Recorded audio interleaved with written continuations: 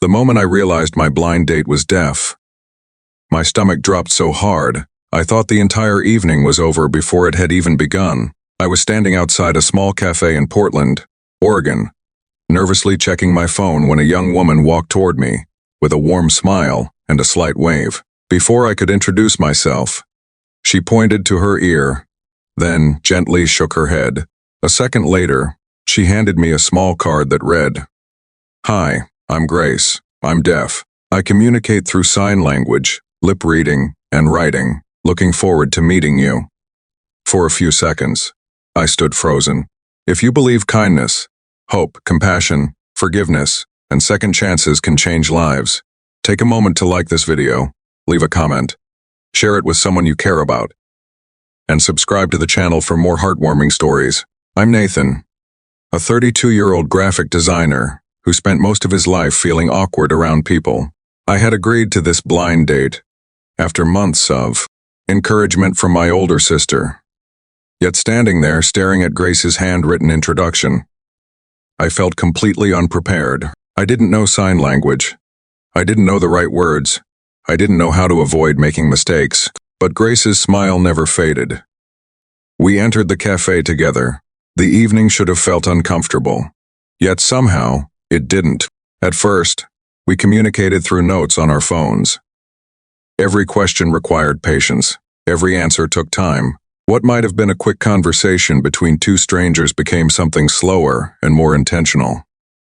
As the minutes passed, something surprising happened. For the first time in years, I stopped worrying about saying the perfect thing. There was no rushing, no interrupting, no talking over each other. Every thought had to be written carefully.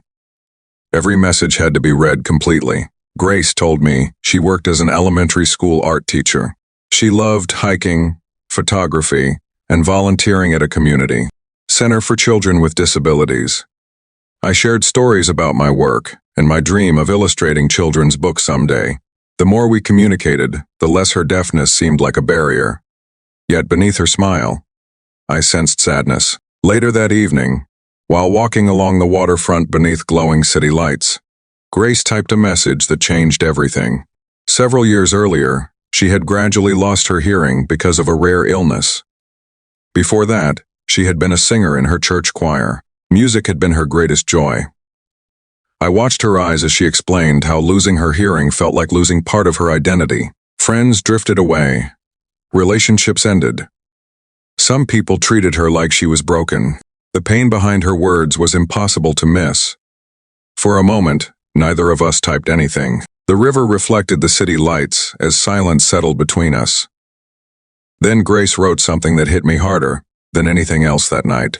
She said that the hardest part wasn't losing sound. It was feeling invisible. I looked at her standing there in the cool evening air, carrying years of disappointment behind a brave smile, and suddenly I realized how often people measure others by what they can do instead of who they are. Over the next several weeks, we continued seeing each other. Every date taught me something new. I started learning American Sign Language online. At first, I was terrible. My hands moved too slowly. I mixed up signs constantly. More than once, Grace laughed so hard she nearly cried when I accidentally signed something completely different from what I intended. But she never judged me. Instead, she encouraged every small effort. For the first time in my life, I wasn't trying to impress someone. I was trying to understand them. Months passed. Our connection deepened. Then came the evening that would change both our lives. Grace invited me to a holiday gathering at her church. Families filled the hall with laughter, conversation, and celebration. Children ran between tables, carrying decorations and homemade crafts. Near the front of the room stood a small stage. Grace explained that every year the church hosted a special performance. This year, she wasn't participating. The old wound was still too painful. She missed singing too much. As I watched her, quietly helping others from the sidelines, I knew I wanted to give her something she thought she had lost forever. For weeks, I secretly worked with members of the church choir.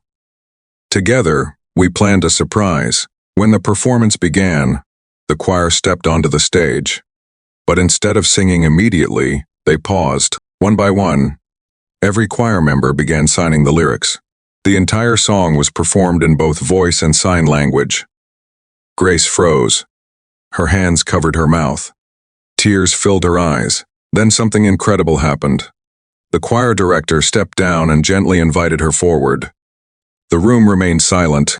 Hundreds of eyes watched as Grace slowly walked onto the stage, and for the first time since losing her hearing, she signed the entire song alongside the choir. She couldn't hear the music, but she could feel the rhythm through the floor, see the words through the signs, and experience something even more powerful than sound: belonging.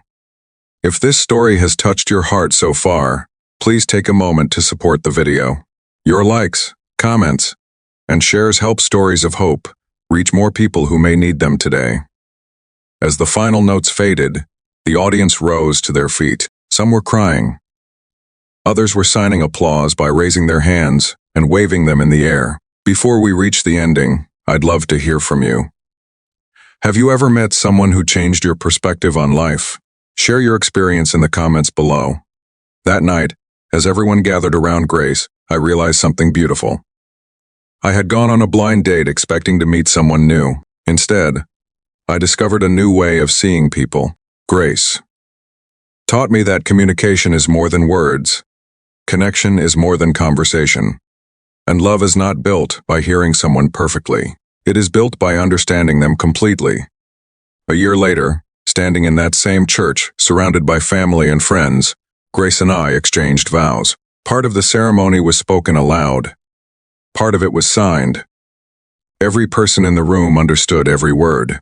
And as I looked into her eyes, I remembered that nervous evening outside a cafe when I thought everything was about to fall apart. I couldn't have been more wrong. Sometimes the most meaningful conversations happen without a single spoken word.